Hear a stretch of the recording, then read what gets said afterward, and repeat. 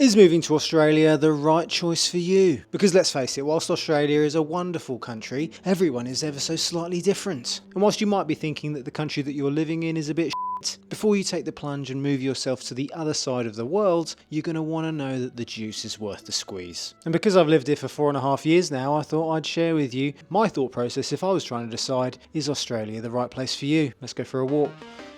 We had some trees come down the other day because of a cyclone. If you don't like cyclones, then maybe Australia isn't a great place to move to. Now, the first thing that you're going to want to consider if you're trying to move here are the reasons as to why someone would even move to Australia in the first place. And to be honest, these reasons are really quite varied. There's loads of reasons why you want to move here, but the three main ones that I think that you're going to want to move here are for lifestyle choices, the general environment that you're going to be living in, and also job opportunities and what work is like.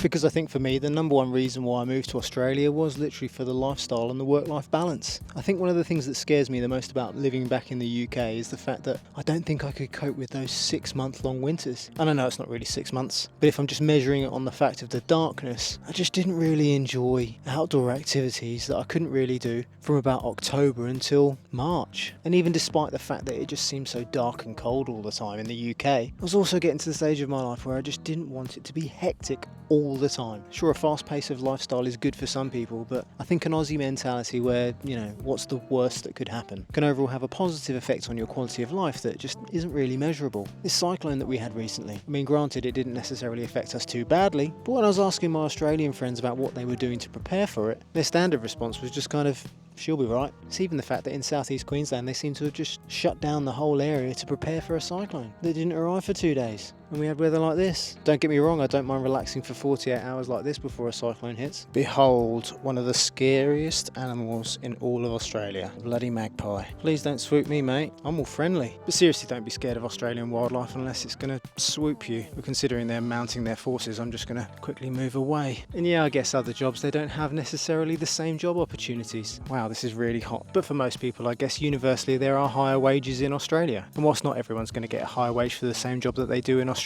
on the whole, from most of the people that I speak to, generally speaking, you're going to get more for either the same or less amount of work. And yes, there are some people that are exceptions to these rules. I've spoken to them on my podcast. But even if you are taking a bit of a financial hit, then that is going to be backed up by the third most important factor, especially if you're a little bit older like me and you've got young kids. And like I said earlier, I didn't like the idea of going to work in the dark, coming home in the dark, and then not being able to spend any quality time with them. And in an environment like Australia, sometimes just being able to spend your time in places like this really is worth it. Not necessarily by a bridge near a lake, but we're on a walk. And then comes the hard truths with moving to the other side of the world. And the obvious one is the cost of living in Australia is bloody expensive. Rent, groceries, just daily expenses, they all seem to add up, and they don't seem to be getting any cheaper. For probably about the first year of living in Australia, I kept comparing the cost of things to the price I used to pay in the UK. And yes, while I did find some things far more expensive in Australia, I wouldn't even go a few days, let alone a week, without being surprised by how expensive something is over here. And then comes the next factor of trying to find a job. So many people want the financial security of if they're going to make the move to the other side of the world, knowing that they've got a job behind them, especially as a way to not eat into all of their savings, and just trying to be able to curb the fact that you just seem to be hemorrhaging money all of the time. And then comes the last factor, and if you are close to your family where you live, then homesickness and loneliness are really going to be a big problem. When we made the move, we had no family and no friends that lived in Australia. And I'm not going to lie, for the first year, probably 2 years, our friendship circle was very, very small. Having to make friends when you're older just isn't really easy, and it can sometimes feel very weird when you're just constantly trying to put yourself out there to make more friends. And then you factor in speaking to people back home,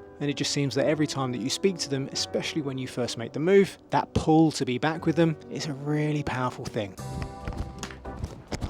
See, look, even graffiti in Australia is nice. So how do you know if Australia really is right for you? Sure, you can do all of your research on Google or just read up and listen to other people's experiences of moving here. But there are a few checks that you can do, and you're going to have to really do these for yourself. The first one is looking at budget and looking at expenses, and I guess, can you really afford to move to Australia? Not only just with the cost of living over here, but also with the cost of visas, fees for moving, and what services of different companies are you going to use, perhaps even a migration agent. The The next thing that you could do is you could just check to see if your career is in demand in Australia. And by seeing what kind of job adverts there are out there, you also might be able to get a better idea of how much you're going to get paid. And I guess, are you the type of person that is willing to go through a little bit of a discomfort, have a go at a slightly new culture, and are you generally open to the idea of just starting afresh here in Australia? And just remember that starting afresh does come with the challenges of how will you handle the distance from family and friends. These are all things that you really need to think about. And if you're on your own, I'd probably recommend writing the answers down. Or if, like me, you had a family when you made the move, you're going to really have to start having those open and frank conversations with your partner. And depending on the age of your kids, you might have to speak to them about it too. I guess the thing that held me back the most from moving to Australia was the idea of overcoming the first few steps and trying to get a visa to move here. Because whilst Australia might seem like the ideal place to live, it definitely isn't the easiest place to come here and settle permanently. So if you want to find out some of the easy answers to these questions for free and to see what visas might be applicable to you, then you should speak to a MARA registered agent like True Blue Migration Services. They're one of Australia's largest and oldest, most reputable group of MARA registered agents. And over the last 4 years of working with them, I know that personally we've been able to help hundreds of people, if not thousands, in taking those first few steps to decide whether a move to Australia is right for them. We've even got to the stage where by uploading your CV or resume to their website, they'll be able to tell you for free exactly what your options are for moving here. Depending on who you speak to, these services can sometimes cost in the hundreds of dollars. But we've gone one stage further and we can even save you that amount of money, because once you realise how good their service is, because you mentioned us, you'll go on to save $200 off the cost of your visa. And in these difficult financial times,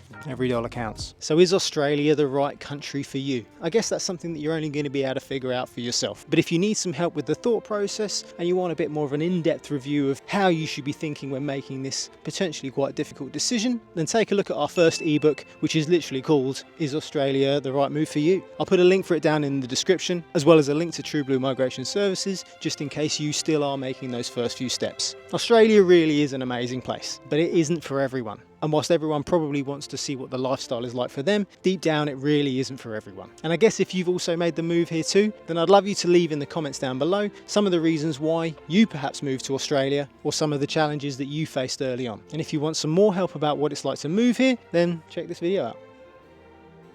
I'll see you soon.